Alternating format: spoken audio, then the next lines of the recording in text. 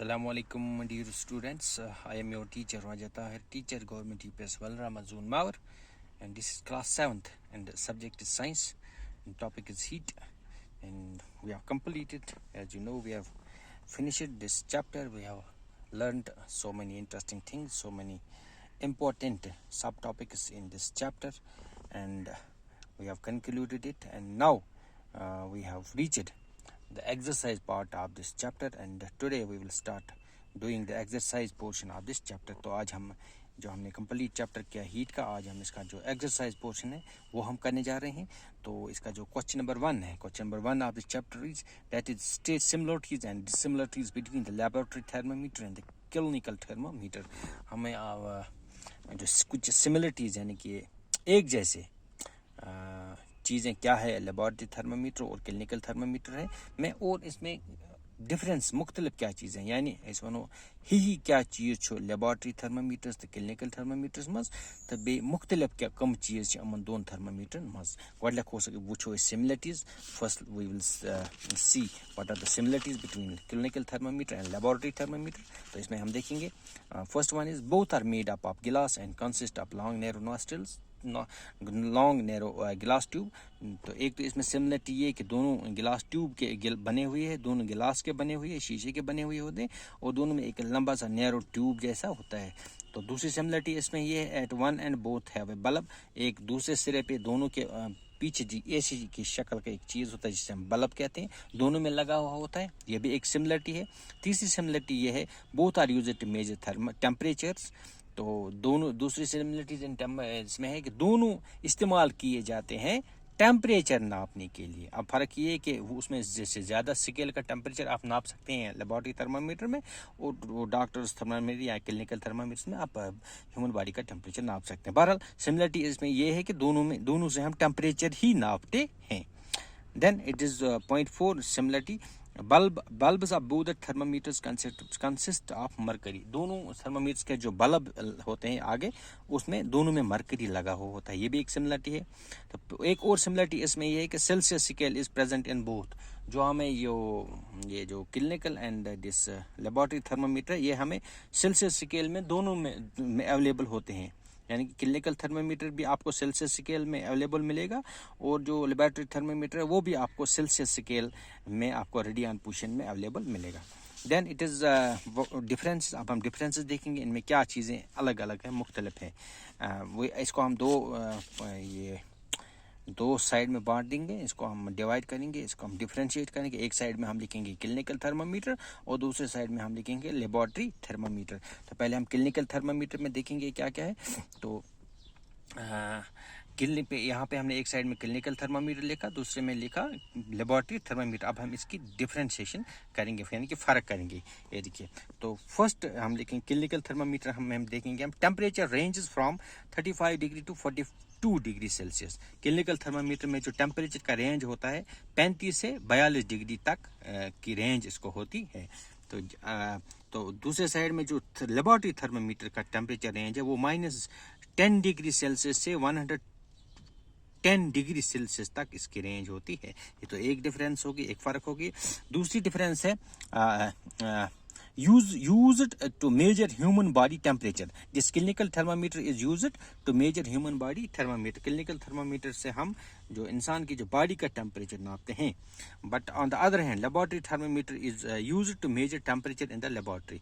तो जो laboratory thermometer है इसे हम लेबोरेटरी में जो मुख्तलिफ चीज़ों का जो टेम्परेचर है वो नाप सकते हैं. इवन कि बॉइलिंग वाटर का भी जो टेम्परेचर है वो भी हम नाप सकते हैं, जो हम क्लिनिकल थर्मामीटर से नहीं नाप सकते हैं.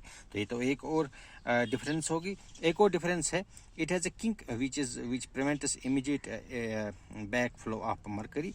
तो जो क्लिनिकल थर्मामीटर्स में जो पीछे वो किंक जैसा लगा होता है, तो उससे क्या होता है कि वो जो बैक फ्लो बैक फ्लो से उसको बचाता है टेम्परेचर को. तो ये लेबोरेटरी का थर्मामीटर इसमें किंक नहीं लगा हुआ होता है. तो ये मैंने आपको अंडरस्टैंड किया है चैप्टर के दौरान. तो इसमें हमने अच्छी तरह पढ़ा है लेबोरेटरी थर्मामीटर क्या होता है, क्लिनिकल थर्मामीटर क्या होता है. बहरहाल ये तो हो गया ये similarities and differences between the clinical and this laboratory thermometer. Then we will move towards question number 2. Question number 2 is give 2 examples each of conductors and insulators of heat. आपको सिर्फ दो एग्जांपल देने हैं, कंडक्टर्स ऑफ हीट, यानी heat के जो conductor होते हैं, और जो conductors of this insulators of heat. एक तो आपको वो दो चीज़ों के नाम बताने जिनमें से हीट आसानी से पास हो जाती है, और उनमें दो चीज़ों के नाम बताने जो आप जिनमें से हीट पास ऑन नहीं होती। पहले हम कंडक्टर्स ऑफ हीट लिखेंगे, उसमें हम देखेंगे एक तो आएगा आयरन, अच्छा कंडक्टर ऑफ हीट है। कॉपर यानी कि तांबा, ये भी एक अच्छा कंडक्टर ऑफ हीट है। और अल्मुनियम, ये भी एक अच्छा कंडक्टर ऑफ हीट है। इसी तरह बाकी आपकी there are so many conductors of heat, you can add few example, but we have been asked to write 2 examples. हमें क्वेश्चन में कहा गया है कि 2 लिख लीजिए, तो हमने 3 लिखी है, आप और भी ऐड कर सकते हैं। Then insulators of heat, insulators जिनमें से हीट पास आनी, इसमें हम देखेंगे पहले प्लास्टिक में, प्लास्टिक से भी हीट इसी तरह से पास नहीं होती है। और वुड है यानी लकड़ी है, और रबर है वगैरह वगैरह है। इसमें भी आप काफ़ी चीज़ें ऐड कर सकते हैं, या क्लोथ है वगैरह है, कुछ है। Then it is question number 3। Question number 3 जो है, फिल इन द ब्लैंक्स, आपको खाली जगह भरनी है। A part, the hotness of object is determined by its dash dash. कहते हैं कि जो किसी चीज़ की जो गर्माहट है, जो गर्मी है, आप ये किससे जाहिर होती, किससे पता चलेगा कौन चीज़ कितना गर्म है? तो इससे हम टेम्परेचर कहते हैं। इसी उसके टेम्परेचर से ही हम पता चलता है। जब हम बोलेंगे इसका टेम्परेचर इतना है, तभी हमें उसकी हॉटनेस का पता चलेगा। Then is B part is question number 3, B part, temperature of boiling water can not be measured by a dash thermometer. जो बॉइलिंग वाटर होगा, जो उबलता हुआ पानी होगा, युस ग्रकुन आब आस, दपान तमुक टेम्परेचर हेको न इस कीमतें से नापित कहीं, कीमतें से हेको मेजर कर से। इसका सही आंसर है क्लिनिकल थर्मामीटर, क्योंकि क्लिनिकल थर्मामीटर अगर हम बॉइलिंग वाटर में डालेंगे, क्योंकि उसकी रेंज 42 डिग्री सेल्सियस तक ही होती है, तो वो एकदम फट जाएगा, उससे हम वो नहीं नाप सकते हैं। Then it is C part, तो इसका सही जवाब हो गया clinical thermometer. C part, temperature is measured in degree dash dash. Temperature degree dash dash में नापा जाता है। डिग्री के सामने क्या लगता है? Celsius, degree Celsius. तो ये तो हो गया ये। Then is D part is, no medium is required for transfer of heat by the process of dash dash. कहते हैं कि जबकि हम, जैसे कि हमने देखा है कि टेम्परेचर जो है, जो हीट ट्रांसफर होती है वो from one object to another, or one end to another end, and it requires sometimes medium, some different mediums से पास ऑन होती है। कहते हैं कि कोई एक ऐसी हीट का जो ट्रांसफ़र होता है किसी जगह, जहाँ पे किसी की तरह का मीडियम रिक्वायर नहीं होता है। जैसा कि मैंने आपको समझाया है, एक्सप्लेन किया है कि अगर हम लोहे की राड को एक साइड से इसमें बुखारी में रखेंगे, या जलते हुए कोयले पे रखेंगे, या अंगीठी में रखेंगे, तो ये आप देखेंगे 2-4 मिनट के बाद आपको जो दूसरा एंड वाला जो बाहर होगा, हीट से काफ़ी दूर होगा, वो भी गर्म हो जाएगा। इसका मतलब है from hotter end to colder end heat transfer हो गई by the process of conduction. तो इसे कंडक्शन, तो इस तरह मैंने आपको समझाया था कि पानी में जब जो हीट ट्रांसफर ऑफ हीट है वो दूसरे प्रोसेस होती है, जिसे हम हीट कन्वेक्शन कहते हैं, जो लिक्विड इसमें ज़्यादा होता है। तो इसी तरह एक ऐसा प्रोसेस जैसे सन की जो लाइट हम जो हीट हम तक पहुंचती है, या अगर हम बुखारी कमरे में लगाते हैं, कोई गर्म पतीला रखते हैं, या कोई गर्म उबलते हुए पानी का पतीला रखेंगे आप कमरे में, या अपने सामने रखेंगे, कुछ देर बाद आप भी उसकी वो हीट दूर से महसूस करेंगे। तो इसमें क्या चीज़ है, ये कैसे हो जाती है, ये इसमें मीडियम की कोई ज़रूरत नहीं है। तो इसे हम उस प्रोसेस को हम रेडिएशन कहते हैं। तो उस रेडिएशन के थ्रू, वो रेडिएशन में मीडियम की ज़रूरत नहीं पड़ती है, तो इसमें हम रेडिएशन लगाएंगे, तो ये सही आंसर है। Then this E part is, cold steel is dipped in a cup of hot milk. It transfer heat to its other end by the process of dash. यानी कि अगर हम एक गर्म उबलते हुए चाय का कप रखेंगे, उसमें एक फिर हम स्टील का जो स्पून होगा या चमचा होगा उसमें रखेंगे, डिप करेंगे, तो एक साइड उसका बाहर रहेगा, तो उसकी जो डंडी हो, उसका जो हैंडल है वो बाहर रहेगा, यानी कि जन तमिश थप रोज नबर। तो पता अगर तुम पैर खंड वो, तो तमिश सह चमच सह दन थप यह सा ये गरम गम। दपान ये हीट केम प्रोसेस थ्रू गई अत मज ट्रांसफर। सिंपल सी बात है, इसमें कंडक्शन हो गई, कंडक्शन के थ्रू इसमें ये हीट ट्रांसफर हो गई, मैंने आपको पढ़ाया अच्छी तरह।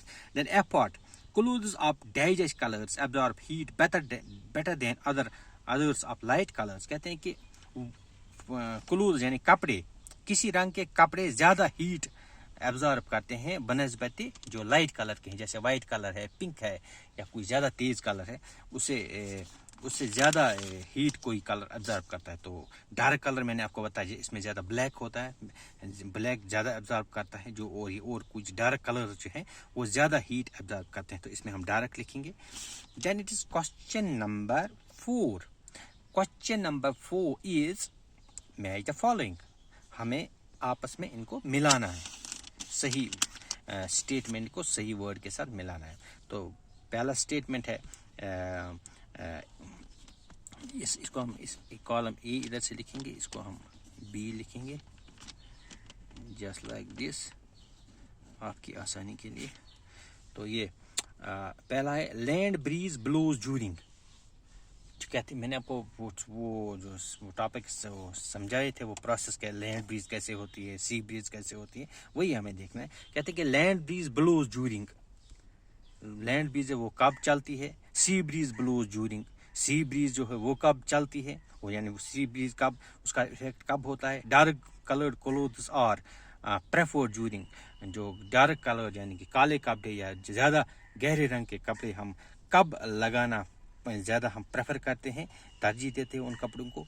और चौथा है light coloured clothes are preferred during, जो लाइट कलर है जैसे वाइट कलर है, पिंक है या कुछ ज़्यादा तेज़ कलर है, तो उन्हें हम ज़्यादा लगाना कब प्रेफर करते हैं, तरजीह देते हैं। तो दूसरे साइड बी में दिया गया है summer, winter, day and night. पहले हम देखेंगे लैंड ब्रीज ब्लोज ड्यूरिंग। जो लैंड ब्रीज है मैंने आपको समझाया है, जो लैंड ब्रीज है वो नाइट को चलती है, जब जो कोस्टल एरियाज के जो लैंड एरिया है वहाँ से जब एयर रात को मूव करती है, जैसे कहते हैं कि सी की तरफ, तो उसको हम लैंड ब्रीज कहते हैं। और वहाँ से सी से वापस आ जाता है लैंड की तरफ दूसरी हवा, तो उसे हम लैंड ब्रीज कहते हैं। और सी ब्रीज जो होती है वो दिन के वक्त चलती है, जब वो ये जो कहते हैं कि जो समंदर के जो ठंडी ठंडी हवा इस लैंड की तरफ आ जाती है, और ये कहते हैं ये, और वो वहाँ पे वो ठंडी महसूस होती है, उनके हाई टेम्परेचर में भी वो ठंडी का जो लुत्फ उठाते हैं, फील करते हैं, एक नेचुरल प्रोसीजर है। तो वह उसको हम सी ब्रीज कहते हैं, उसको हम सी ब्रीज कहते हैं, जो दिन के वक्त वो जो समंदर की ठंडी हवा इधर आ जाती है। ये प्रोसेस मैंने अच्छी तरह से आपको दोनों समझाए हैं, लैंड ब्रीज के दौरान क्या होता है और सी ब्रीज के दौरान कौन सा फिनोमेना ये है। तो बहरहाल दोनों फिनोमेना में जो पीपल रिजाइडिंग इन कोस्टल एरिया, जो इन सी के बीच पे रहते हैं, इन समंदर के साहिल पे रहते हैं आसपास, इनको इस चीज़ का बेनिफिट मिलता है, एक नेचुरल फिनोमेना होता है। इनको इस शिद्दत की गर्मी में भी ठंडी महसूस होती है, और रात को भी एक मॉडरेट टेम्परेचर का ये लुत्फ ये लोग उठाते हैं। तो इसी ये दोनों ये लैंड ब्रीज और सी ब्रीज का बेनिफिट इनको मिलता है। तो बहरहाल हमें ये देखना था कि लैंड ब्रीज कब चलती है। लैंड ब्रीज रात के वक्त चलती है, उसको नाइट के साथ मिलाएंगे। और सी ब्रीज हमें देखना है, सी ब्रीज कब चलती है, तो वो दिन के वक्त चलती है। देन तीसरा है डार्क क्लोड कलर, जो गहरे रंग के कलर है, जैसे ब्लैक है या और कोई गहरे रंग के कलर है, ब्लैक जैसे डार्क कलर, वो कब हम प्रेफर करते हैं, वो हम ऑब्वियसली वो हम विंटर में लगाना पसंद करते हैं, क्योंकि वो हीट ज़्यादा एब्जॉर्ब करते हैं। क्योंकि हमें विंटर में हमें गर्मी चाहिए, हम अपने आप को गर्म रखना चाहते हैं, तो अब हम पसंद करते हैं काले रंग या गहरे रंग के कपड़े लगाना पसंद करते हैं, ताकि हमें ठंडी से नजात मिले, ताकि हमें ठंडी से हम अपने आप को बचा सके और अपने बॉडी को गर्म रख सकें। तो चौथा है light coloured clothes are preferred. जो लाइट कलर है जैसे वाइट है, पिंक है या कोई और फास्ट कलर है, जो ये हम कब लगाना पसंद करते हैं, ये हम समर में लगाना पसंद करते हैं, क्योंकि इनसे जो ये हीट ज़्यादा रिफ्लेक्ट करते हैं, ये एब्जॉर्ब हीट कम करते हैं, तो ये हमें गर्मी में थोड़ा ठंडा रखते हैं। तो इसको हम समर के साथ मिलाएंगे। तो dear students, these were the all 4 questions which I solved, which I answered, and I will upload this solved and answered questions on the LMS link, and you will watch this in this LMS. You will watch the video on this LMS link, and then you will write down these answered questions in your science exercise notebook, तो आप इसमें भी लिखेंगे ये, और पहले वो video भी अच्छी तरह देखेंगे और इसको अंडरस्टैंड भी करेंगे, फिर आप अपनी जो साइंस कापी है उसमें भी ये सवाल करेंगे। And tomorrow we will do the rest of questions. जितने भी क्वेश्चंस इसके बगैर बचे हैं, तो क्वेश्चन नंबर 5 ऑनवर्ड्स, तो we will do them tomorrow. And till then it is goodbye from me with the advice that keep yourself safe, stay at home and stay safe, avoid social gatherings, and keep social distance, use masks if you need to go outside your home in any sort of emergency, wash your hands couple of times with any soap, and use hand sanitizers if available, and these things can help you to prevent yours and your family members from this attack of this deadly corona virus, which has turned the shape of pandemic nowadays. So with these words I will say goodbye to you. Assalamu alaikum wa rahmatullahi wa barakatuhu.